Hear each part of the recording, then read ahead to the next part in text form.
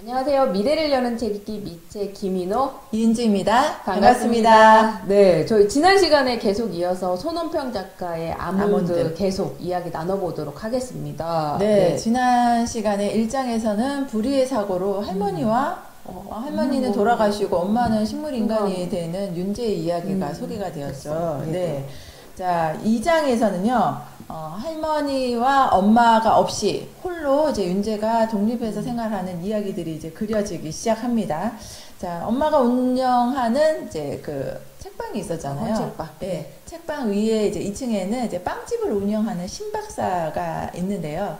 그 신박사가 이제 윤재를 이렇게 돌봐주기 시작하고요. 2장에서는 새로운 친구 고니가 등장하게 됩니다. 네. 고니는 어릴 적 부모님을 잃고 소년원과 고아원을 오가면서 온갖 고생을 한 친구예요. 네, 그래서 굉장히 그래서 폭력적이고 악이 많은 친구입니다. 그래서 윤재와 고니가 학교에서 충돌하게 되는데 감정이 없는 아이하고 감정에 너무 휘둘리는 두 아이가 만나서 진솔한 대화를 나누는 내용이 담겨져 있습니다. 네. 사실 이 아몬드라는 책이 영 어덜트 소설이잖아요. 예, 그러다 보니까 그 2장의 내용에서는 이 17살부터의 이제 윤재가 학교 생활을 하게 되는 내용들이 이제 소개가 많이 돼요. 예, 저희가 또 이게 두 아이의 엄마이다 보니까 저는 이 책을 읽으면서 이 학교에서 벌어지는 이 학생들의 이야기, 학교 생활 이야기, 친구들 간의 이야기 이런 내용들이 굉장히 관심이 되고 더 와닿더라고요. 예. 네, 근데 좀 저는 의아했던 게 종례 시간에 선생님이 이런 얘기를 하잖아요. 담임 선생님. 담임 선생님 진짜 황당하게 우리 반 친구 중에 작년 크리스마스에 좀 어려운 힘든 일을 겪은 친구가 있다고 윤재를 이러셔서 격려의 박수를 치는 장면이 있었는데 왜 그러지? 그런 생각을 했거든요. 그러니까. 근데 사실 선생님 입장에서는 막 격려해서 윤재가 잘 꿋꿋하게 살아가기를 바라는 마음이기도 했겠지만 근데 감추고 싶은 애들한테는 더 감추고 싶은 비밀일 수도 있는데 그거를 선생님이 공개적으로 박수를 치라고 하는 거는 좀 아니었던 생각이 좀 몰랐던 애들도 있었을 텐데 다 알게 다 알게 된 거죠. 근데 그 사건 이후로.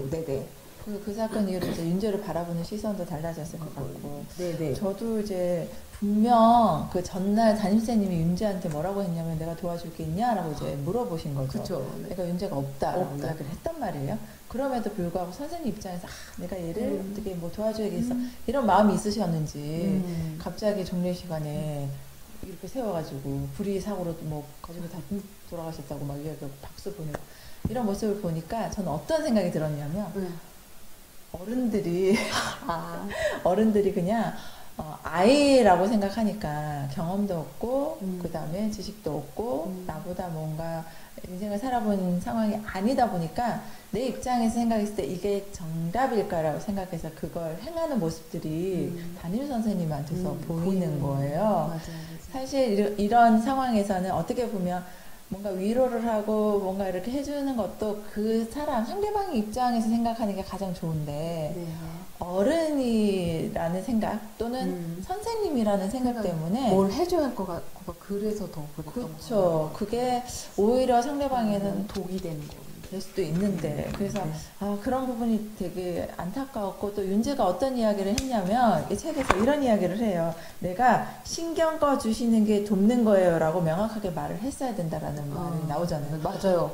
그 말을 딱 읽는 순간 너무 마음이 아픈 거예요. 그래서 우리가 살면서 어른이기 때문에 혹은 내가 뭔가 이 사람보다 좀 더 중요한 역할을 하고 있기 때문에 그 행동이나 말이 다 옳다라고 생각하는 것들이 없는지 한번 생각해 봐야겠다라는 생각이 들었고요. 또 2장의 내용 중에서 신박사와 대화를 나누는 부분이 있어요. 맞아요. 이거 좀 읽어 드릴 텐데요. 부모는 자식에게 많은 걸 바란단다. 그러다 안 되면 평범함을 바라지. 그게 기본적인 거라고 생각하면서. 그런데 말이야, 평범하다는 건 사실 가장 이루기 어려운 거란다. 사실은 저희가 평범하게 누구나 평범하게 살기를 원하잖아요. 근데 사실은 이 평범이 제일 어려운 것 같아요. 그래서 신 박사의 말처럼 우리가 지금 이 생활을 누리기 위해서, 이 평범한 삶을 누리기 위해서 노력을 하지만 이게 제일 어려운 가치라고 얘기를 한 것 같아요. 네, 맞아요. 네. 네. 그래서 평범하게 살기 위해서 더 노력을 해야 하나? 우리가 인생이 왜 롤러코스터잖아요. 맞아요. 네. 평범하다는 건 어떤 범주에서 벗어나지 않고 그대로 그냥, 안정되게 네. 유지가 되는 건데, 사실 인생이 좋을 때도 있고 뭐 나쁠 때도 있고 네네. 예상치 못한 사건이 벌어지기도 하고 이런데, 그런 거 없이 평탄하게 산다는 거는 어떻게 보면 정말 쉬운 게 아닌 거죠. 진짜 쉬운 거 아니죠, 그렇게 살기가. 네. 네. 지금 뭐 난 평탄한 삶을 살고 있어라고 하는 사람도 언제 평탄하지 않은 삶을 살지 아무도 모르는 거죠. 어려움이 닥칠지도 모르는 거고. 네. 네네. 그래서 우리가 야, 기본만 해. 라든지 야, 그냥 기본만 살면 돼 라고 하는 말이 그게 어떻게 보면 가장 힘든 말인 것 같아요. 네, 그리고 신박사 이런 얘기도 합니다. 한 가지 질문에도 100가지 다른 답이 있는 게 세상이란다. 그러니 내가 정확한 답을 주기는 어렵지. 특히 내 나이 땐 세상이 더 수수께끼 같을 거다. 스스로 답을 찾아야 되는 때거든. 그래도 굳이 조언을 원한다면 질문으로 대신하마. 이런 식으로 말하는 부분이 있어요. 네네. 근데 인생에서 보면 정답이 없잖아요. 그쵸, 우리가 뭐 정답을 정해놓고 사는 건 아닌데, 그러니까 하다 보니까 시행착오도 겪게 되고, 내가 이제 거기서 배우는 것도 있게 되고, 근데 저 같은 경우는 이제 부모 입장에서 보니까, 네. 이제 아이들이 현명한 선택을 하기를 원해서 뭐 길을 제시해 주긴 하지만, 아이가 또 못 따라올 수도 있는 거고, 근데 부모가 최대한 할 수 있는 범위 안에서 길을 제시해주고 조언을 해주는 게 필요한 것 같아요. 네네. 여기 신 박사가 이제 할머니와 엄마를 잃은 윤재, 홀로인 윤재를 이제 돌봐주면서, 윤재가 항상 가서 이렇게 조언을 구하잖아요. 그쵸.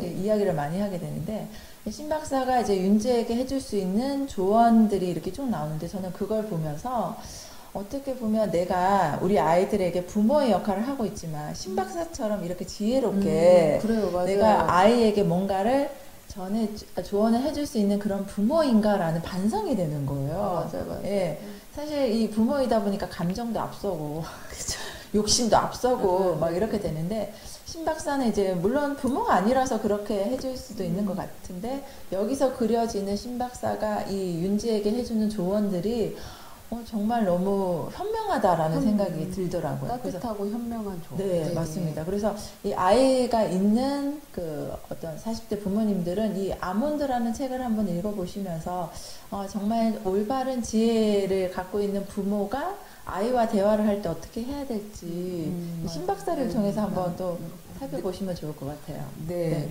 저희가 이 장을 통해서 40대 부모 입장에서 한번 이야기도 나눠봤습니다.